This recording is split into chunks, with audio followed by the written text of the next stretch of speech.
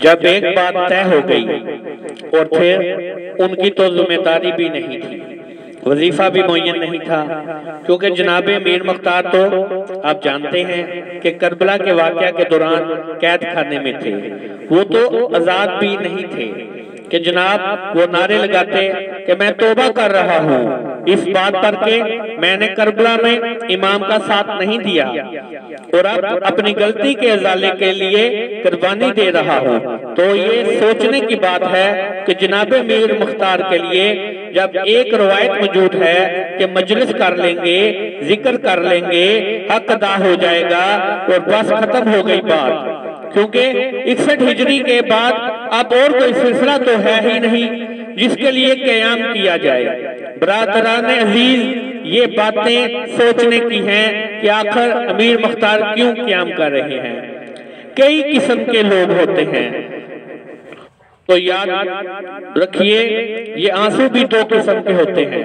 आंसू जो आंखों से आप जारी होते हैं ये दो किस्म के हैं, और दोनों आंसू गमे मोहब्बत में बह रहे हैं। दोनों आंसू हुसैन अलैहिस्सलाम में बह रहे हैं। एक आंसू अमीर मुख्तार पैदा कर रहा है। अमीर मुख्तार ने भी तो गिरिया किया।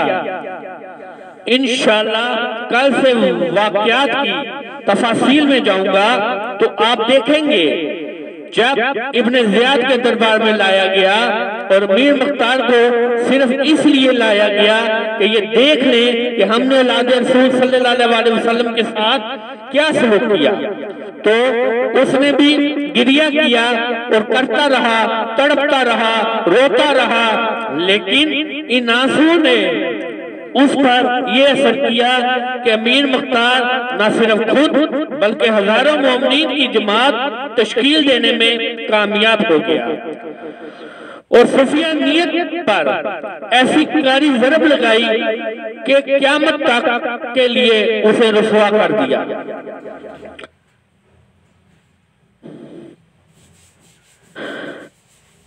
मैं एक जगह पढ़ रहा था, बहुत मशहूर किरदार है इमाम गजाली का, और ये अशरी फिक्र से ताल्लुक रखते हैं। ये कहते हैं कि जनाब ठीक है वाक़या करबला हुआ और बहुत बुरा हुआ, लेकिन बुरा भला नहीं कहना चाहिए यजीद को। क्यों भाई? इसलिए ये अल्लाह की मर्जी कि मुमकिन है उसको माफ कर दे तो हम क्या कर लेंगे, खुदा का बंदा ही तो है। ये नजरिया है उनका उस बारे में कि लानत मलामत ना करो यजीद को, क्योंकि पता नहीं खुदा उसे माफ कर दे। लेकिन जब मुख्तार की बारी आई तो मुख्तार को खूब बुरा भला कहना शुरू कर दिया।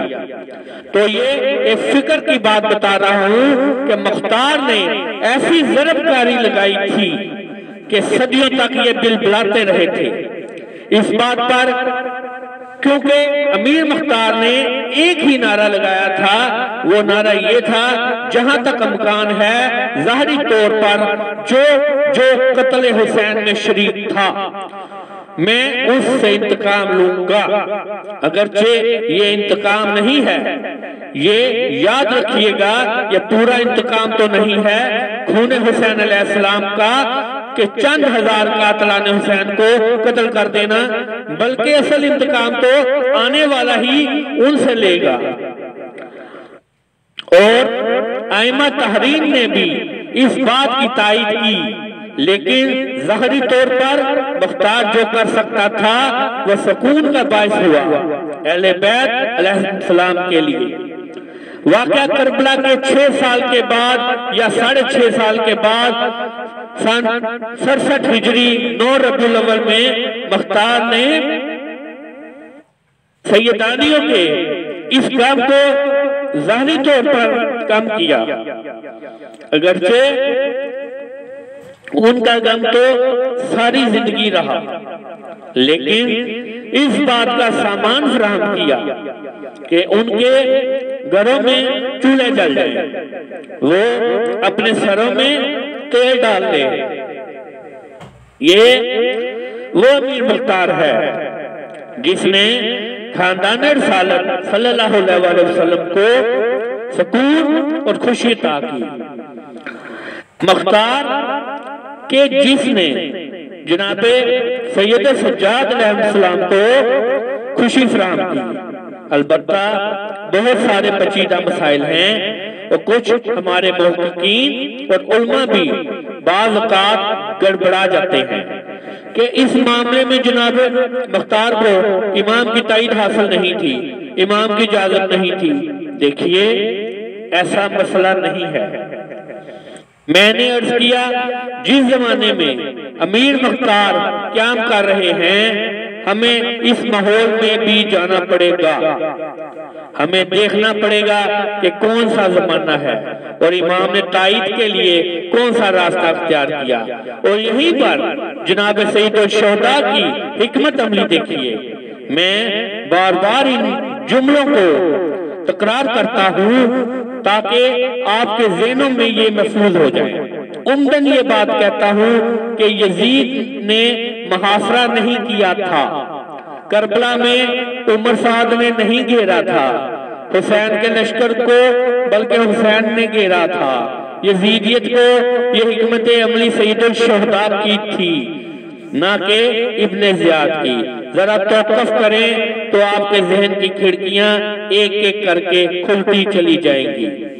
करबला के वाक़े में हुसैन की ये जबरदस्त हिकमत अमली थी, क्योंकि हुसैन ऐसा इनकलाब बर्पा करना चाह रहे थे कि क़यामत तक इसका जवाब ना हो सके। फर्क जो दूसरे इनकलाबों में और करबला के इनकलाब में है वो ये है, तारीख में बहुत से इनकलाब आए, इनके बाद एक और इनकलाब आ गया, इससे बड़ा एक और इनकलाब आ गया, और जब नया इनकलाब आता है तो पिछला इनकलाब बस एक जिक्र बनकर तारीख में रह जाता है और अमली तौर पर खत्म हो जाता है।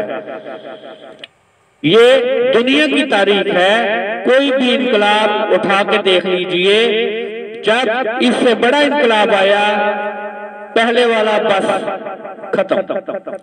वो एक सफा तारीख में हो गया कि फलां सन फलां में फलां जगह इनकलाब आया।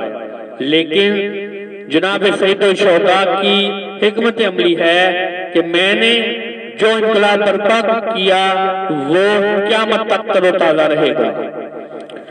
और इनकलाबों में लाखों अफराद मर गए, 10 लाख मर गए, 20 लाख मर गए, 25 लाख मर गए। बाद इनकलाब ऐसे भी आए दुनिया में जिसमें 60 लाख अफराद मारे गए। लेकिन ये तय है, जितना बड़ा इनकलाब है उतनी बड़ी हिकमत अमली भी तय करनी होती है।